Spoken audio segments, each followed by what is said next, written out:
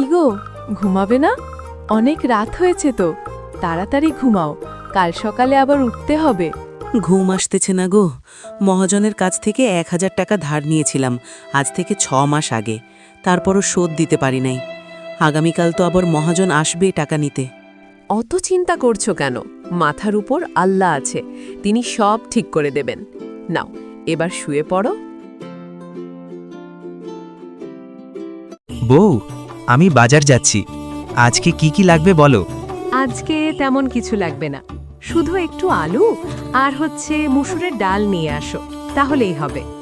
ঠিক আছে বউ, তুমি যা বললে সেটাই নিয়ে আসব, চিন্তা করো না। আমি আসি তাহলে।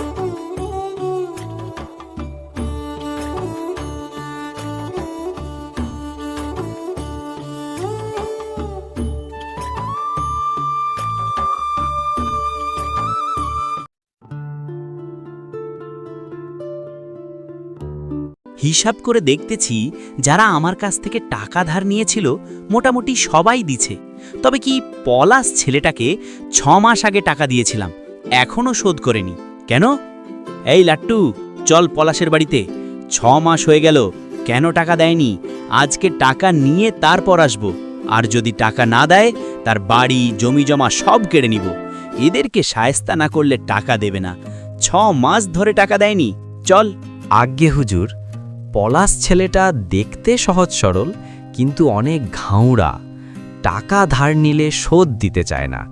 সারাদিন বলে অভাব, অভাবের সংসার। অভাবের সংসার বলাচ্ছি দাঁড়া।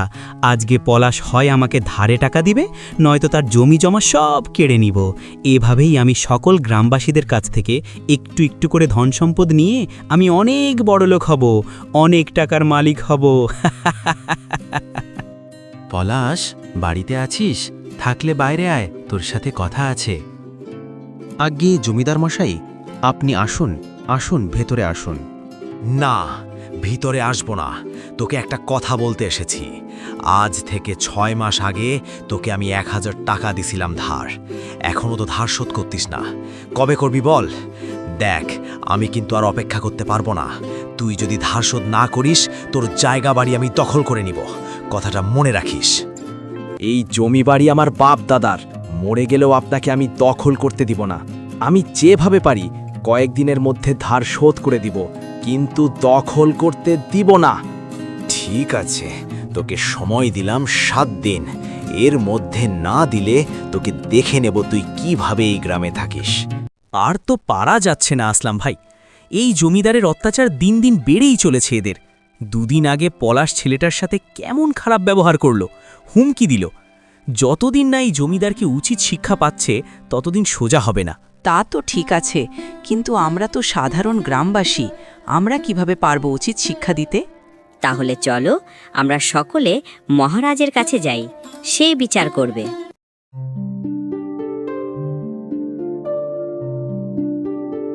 মহারাজ, জয় হোক মহারাজ। আপনার কাছে একটা বিচার নিয়ে এসেছি।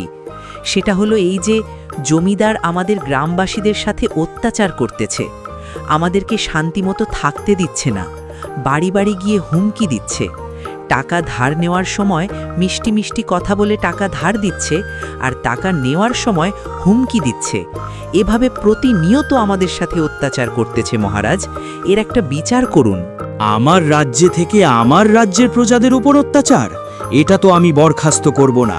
সেনাপতি, তুমি অত্যাচারী জমিদারকে এখনই কারাগারে বন্দী করে দাও।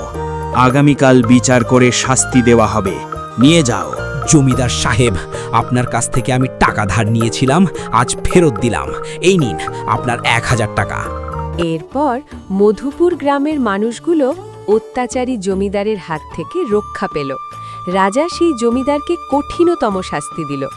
অন্যদিকে পলাশ এবং তার বউ সহ গ্রামবাসী সবাই সুখে আনন্দে দিন কাটাতে লাগল, আর গ্রামের মানুষ পলাশকে গ্রামের জমিদার বানাইল।